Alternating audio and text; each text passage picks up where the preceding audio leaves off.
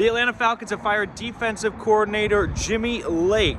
Welcome to a street version of Falcons today. I'm at a friend's birthday party, but I stepped out into the alleyway to talk about this with you guys because how could we not talk about the Atlanta Falcons moving on from Lake after one season in which the defense was super underwhelming to start the year. Raheem essentially takes over the defense after the bye week. Surprise, surprise, the defense plays much better after the bye, and Raheem is faced with the tough decision to fire his friend who he hired to be the DC after 1 year, or let someone continue to do a bad job and having Morris do most of the heavy lifting.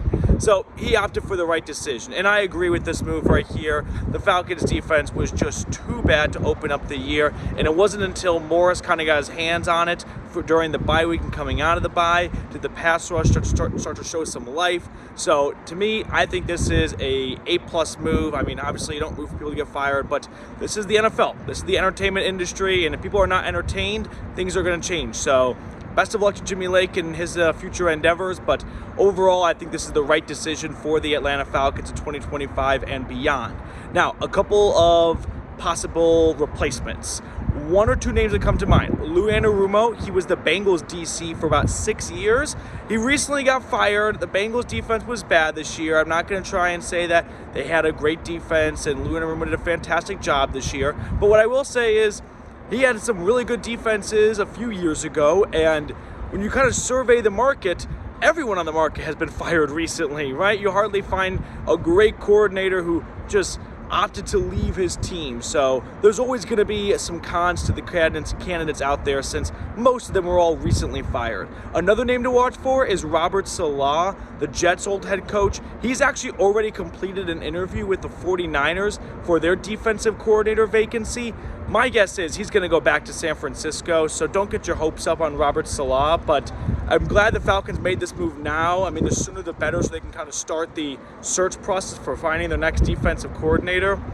I can't really think of an in-house option for Atlanta, so my guess is they are going to go external, and we'll have to wait and see who that could be. But a couple names, like I said, Lou Anarumo and Robert Saleh. Former Bears head coach Matt Eberflus, he's already talking to the Bengals about their defensive coordinator opening, so maybe he's already kind of set in stone for Cincy. But if he's available for Atlanta, I'd be intrigued. He was an awful head coach for one main reason: horrible clock management. Now, Raheem is not much better at that, but at least with the DC job, he would not be in charge of calling timeouts, which he could not do on Thanksgiving Day against the Lions for the Bears. So that's one name to keep an eye on, because the Bears defense under Eberflus did have some really good games, some really good stretches and whatnot. And all in all, it was a pretty solid unit. So that's a name that I'm definitely open to. Another name that I really didn't consider too much of, but I really should start giving it more credit: Dennis Allen. The Saints defense under him was fantastic. He always beat Tom Brady and the Bucs with his defense, whether he was the coordinator or when he became the head coach. I'm warming up to the idea of Dennis Allen. I think Dennis Allen's a good coach, like a good person, and he's just probably not cut out to be one of the 32 NFL head coaches out there. Sorry for all the street noise, by the way. But Dennis Allen, definitely a name that I am warming up to and I would not be opposed to. So there's four names right there. Lou Anarumo, who had a really good couple of seasons with the Bengals, but recently things started to crack a little bit, and maybe you just need to change of scenery. Robert Saleh, he always had good defenses with the 49ers, and then with the Jets, the problem was never the defense for New York, it was just the offense. So good news for Atlanta, that would not be his problem or be his jurisdiction with the Falcons. And then Matt Eberflus always had some solid defenses with the Bears. Someone's driving past me and they're giving me a weird look right now. And then last but not least was Dennis Allen. So of those four right there, let me know in the comment section which one would be your preferred choice. I'd probably go Robert Saleh, Dennis Allen, Lou Anarumo, Matt Eberflus, and then if I toss one more name in there, Gerard Mayo.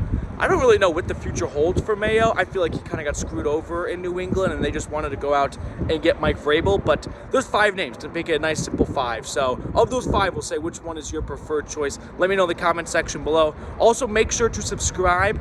I don't know what other Falcons YouTuber gets a video out to you guys on a Saturday afternoon while out at a birthday party filming from whatever alleyway I'm in right now, which is a little ghetto. But yeah, make sure to subscribe. That way you do not miss out on a single thing when it comes to the Dirty Birds. Now, before we sign off, I do want to talk about one more topic unrelated to the DC opening, and that is Kirk Cousins, because recently it's become a major point of conversation.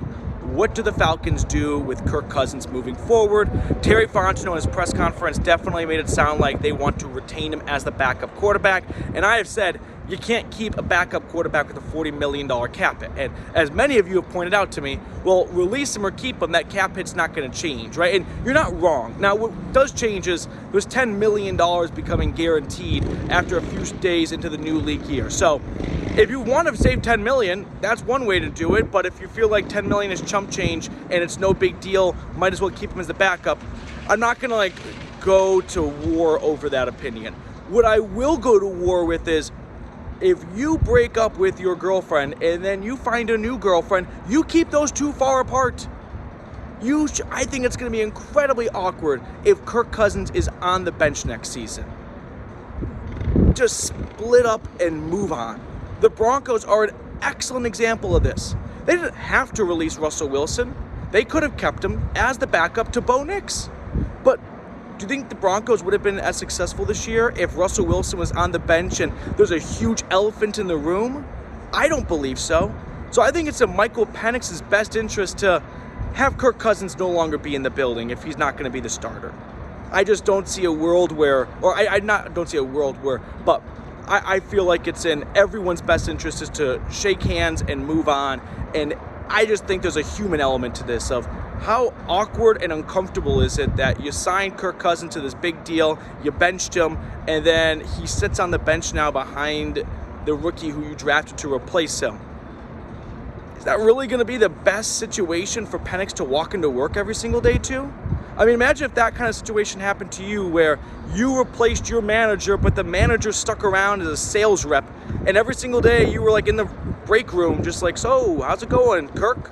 Not a bad day. Like, let's not forget there's more than just stats to this, and I think there's a human element, and I don't think it's in the Falcons' best interest or Kirk Cousins or Michael Penix's best interest to have Cousins sit around as the backup. So I think Atlanta should just try to find a trade partner. They're not going to find one in my eyes, so just release them, cut your losses, and move on. I don't see Kirk Cousins being such a tremendous backup that it's worth, the financial implications, but also the elephant in the room regarding it. So I'm in favor of moving on from Kirk Cousins.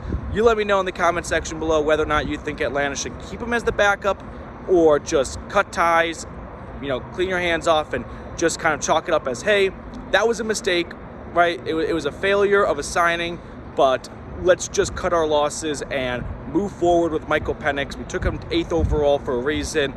I think that's the plan. I think that's the play for the Falcons. Okay, that's going to do it for us on today's episode. Sorry if you couldn't tell, it was kind of a bottomless mimosas type of birthday party, so my words are a little slurred if I'm being honest. But enjoy the rest of your weekend, and I'll see you guys later.